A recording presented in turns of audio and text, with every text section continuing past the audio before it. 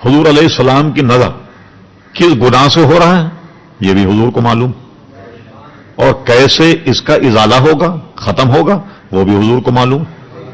ہاں، اسی لیے حضرت بریدہ ایک صحابی ہیں، یہ بخاری میں حدیث ہے، انہوں نے وصیت کی کہ میرے انتقال کے بعد میری قبر پر تر شاخ رکھنا۔ اچھا، یہ میں نے حدیث جب ڈھونڈ کر نکالی، جب انہوں نے یہ کہا لدھیانوی صاحب نے کہ دیکھیے اگر گناہگار جو ہیں ان کی قبر پر کوئی شاخ یا پھول ڈالیں، اس لیے ڈالے جاتے ہیں نا گناہ میں تخفیف، کہنے لگے وہ کام جو گناہگاروں کے ساتھ کیا جائے وہ آپ نیکوں کے ساتھ کیوں کرتے ہیں؟ یعنی اللہ کے ولی کے مزار پہ پھر پھول کیوں ڈالتے ہیں آپ؟ تو گناہگاروں کا سلوک اللہ کے نیک بندوں سے کر رہے۔ ہم نے کہا اب اس کا کیا جواب؟ حضرت بریدہ جو صحابی رسول ہیں وہ کہتے ہیں میرا انتقال ہو تو میری قبر پر کھجور کی تر شاخ رکھنا۔ کس لیے کہا انہوں نے؟ کہ وہ یہ کام تو گناہگاروں کی قبر کے ساتھ کیا جائے، نیکوکاروں کے ساتھ کیوں کیا جائے؟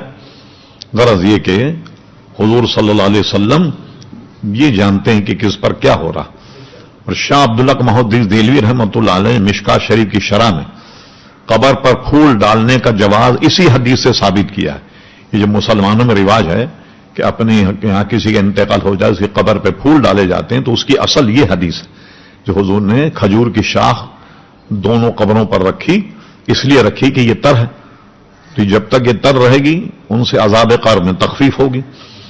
تو اب قبر پہ پھول ڈالنا اسی لیے جائز ہے کہ یہ تر ہوتے ہیں تو اس سے میت کے عذاب میں تخفیف ہوتی ہے۔ اور اسی کو سامنے رکھتے ہوئے علامہ ابن عابدین شامی رحمۃ اللہ علیہ فقہ نے یہ مسئلہ بھی لکھا کہ قبرستان جب جاؤ کوئی ہرا درخت اگر وہاں ہو تو اسے اکھیڑو مت، گھاس پھوس کو مت کاٹو، اگر کسی کی قبر پہ ہے تو اس کو رہنے دو، نکالو مت، کیونکہ جب تک وہ قبر پر رہے گی گھاس یا ہریالی تو میت کے لیے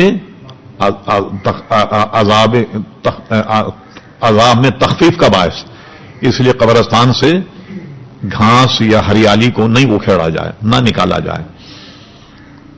اچھا، ایک بات اور ذہن میں رہے، بہت غور سے سنی مقام مصطفیٰ، حضور نے یہ بھی دکھا دیا دیکھو میں زمین پہ رہ کر قبر والے کو دیکھ سکتا ہوں، تو یہ کیسے ممکن ہے کہ میں قبر میں رہ کر زمین والے کو نہ دیکھوں؟ جیسے میں اوپر رہ کر قبر والے کو دیکھ سکتا ہوں، اگر میں قبر میں ہوں تو اوپر والے کو بھی دیکھ سکتا ہوں۔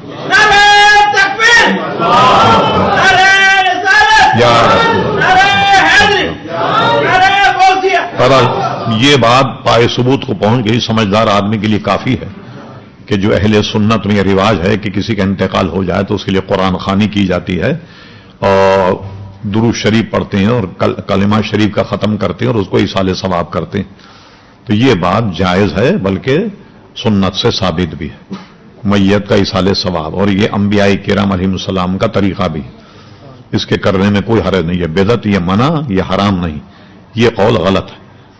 تو میرا خیال ہے کہ اتنی بات آپ نے اس 1 گھنٹے کی گفتگو میں آپ نے سمجھ لی ہوگی، اور یہی پیغام آپ کو دینا تھا۔